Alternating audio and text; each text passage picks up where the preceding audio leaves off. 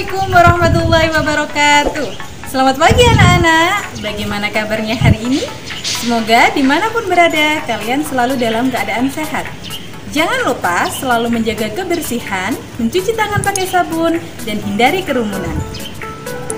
Hari ini kita akan membahas kondisi politik, ekonomi, sosial, dan budaya negara-negara ASEAN. Untuk pertemuan kali ini, Ustazah akan membahas 5 negara anggota ASEAN. 5 negara lainnya akan kita bahas di pertemuan selanjutnya. Negara yang pertama adalah negara kita, negara Indonesia. Indonesia ibu kotanya adalah Jakarta. Bentuk pemerintahan negara Indonesia adalah republik yang dipimpin oleh seorang presiden. Pemerintahan juga dipimpin oleh seorang presiden. Hari kemerdekaan Indonesia adalah tanggal 17 Agustus.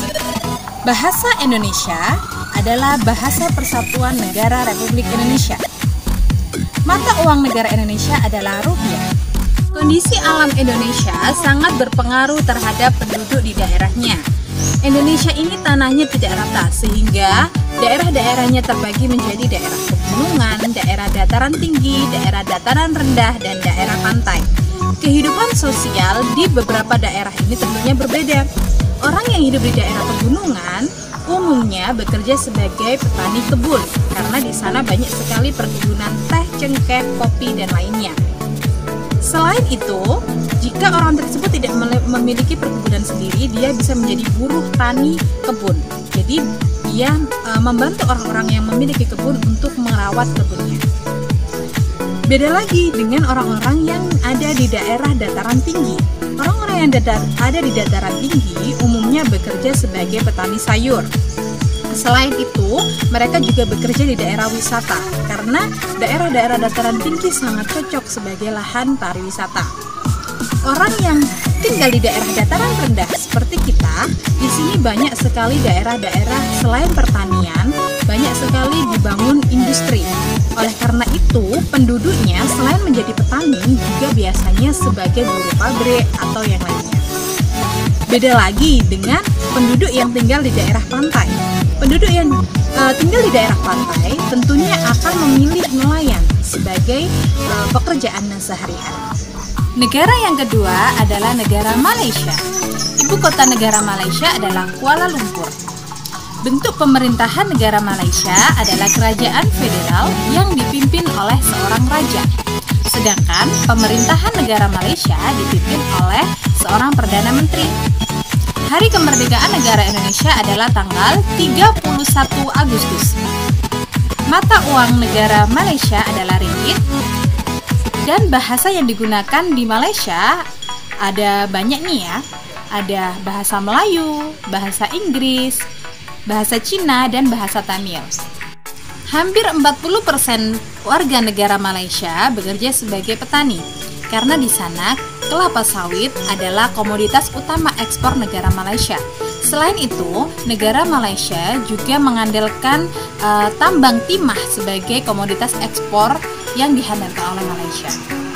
Negara yang ketiga adalah Singapura. Ibu kota negara Singapura adalah Singapura. Bentuk pemerintahan negara Singapura sama dengan Indonesia. Apa hayo? Ya, pintar sekali. Republik.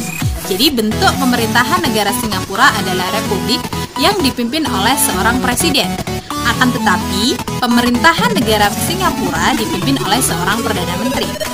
Bahasa yang digunakan di negara Singapura hampir sama dengan di negara Malaysia, yakni ada bahasa Melayu, Inggris, Cina, Mandarin, dan juga Tamil. Mata uang negara Singapura adalah dolar Singapura. Mayoritas penduduk negara Singapura bekerja sebagai pedagang.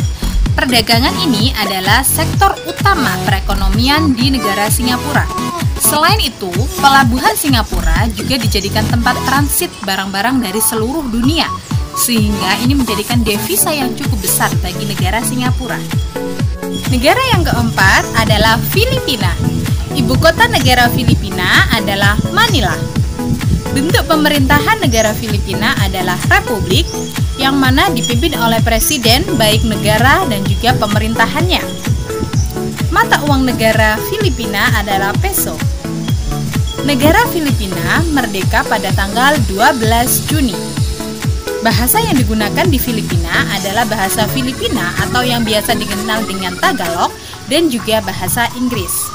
Penduduk Filipina mayoritas tinggal di Pulau Luzon dan Pulau Mindanao, dan sebagian besar penduduknya bermata pencaharian sebagai petani. Negara yang kelima adalah negara Thailand. Ibu kota negara Thailand adalah Bangkok. Bentuk pemerintahan negara Thailand adalah kerajaan yang dipimpin oleh seorang raja, sedangkan pemerintahannya dipimpin oleh seorang perdana menteri. Bahasa yang digunakan negara Thailand adalah bahasa Thai. Hari kemerdekaan negara Thailand adalah tanggal 5 Desember. Mata uang negara Thailand adalah baht. Negara Thailand dikenal sebagai negara lumbung padi karena negara Thailand merupakan salah satu negara yang banyak menghasilkan padi atau beras di Asia Tenggara. Selain itu, Thailand juga banyak menghasilkan sayur-sayuran dan buah-buahan yang berkualitas. Maka dari itu, mayoritas penduduknya bekerja sebagai petani. Sampai di sini materi hari ini. Jika ada yang belum paham, silakan langsung menghubungi Ustadzah Fauzia. Itu saja yang bisa Ustadzah sampaikan. Jangan lupa semakin rajin belajar dan berdoa setelah belajar. Ustadzah akhiri, wassalamualaikum warahmatullahi wabarakatuh.